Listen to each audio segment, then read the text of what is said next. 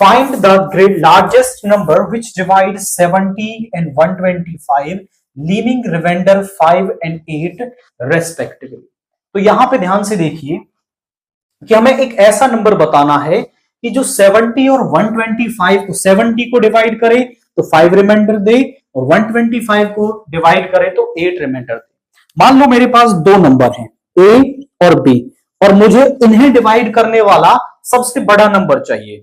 तो जो इनका HCF है, ए और बी का जो HCF है वही वो सबसे बड़ा नंबर है जो इनको डिवाइड कर देगा। लेकिन यदि मैं यहां पर 70 और 125 का क्या निकालता हूं, HCF निकालता हूं, तो वो इनको कंप्लीट डिवाइड कर देगा, वो इनको कंप्लीट डिवाइड कर देगा, रिमाइंडर आएगा 0। बट मुझे तो रिमाइंडर 5 और 8 चाहिए।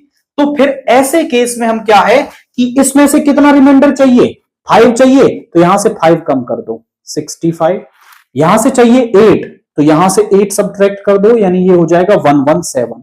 अब इन दोनों का HCF निकाल दो। इन दोनों का जो HCF होगा ना, वो जब इसको डिवाइड करोगे तो 5 रिमाइंडर देगा और जब इसको डिवाइड करोगे तो रिमाइंडर 8 मिलेगा। तो आप यहां पे कहेंगे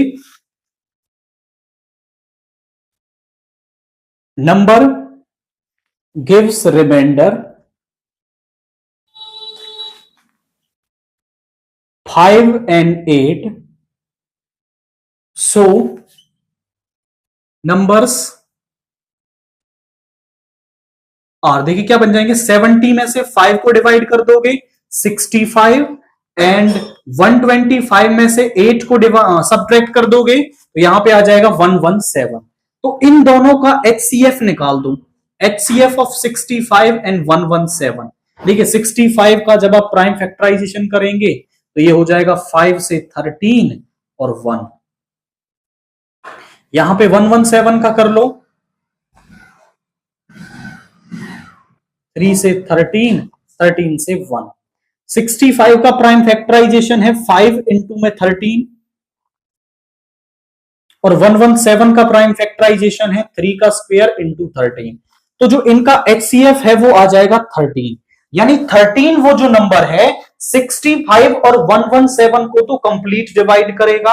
और आप ध्यान से देखिए, जब 13 से आप 70 को डिवाइड करेंगे तो रिमाइंडर मिलेगा 5 और 13 से जब आप 125 को डिवाइड करेंगे तो रिमाइंडर आपको मिलेगा 8। तो जब ऐसा केस आए कि पर्टिकुलर रिमाइंडर दे रखा हो तो उसको ही उससे सब्ट्रैक्ट कर लो और फिर जो नंबर मिलते हैं उनका निकाल दो HCF, तो आपको रिक्वायर्ड रिजल्ट मिलेगा। तो आप बोलोगे 13 is the largest number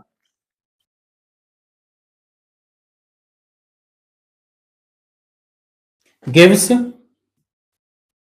remainder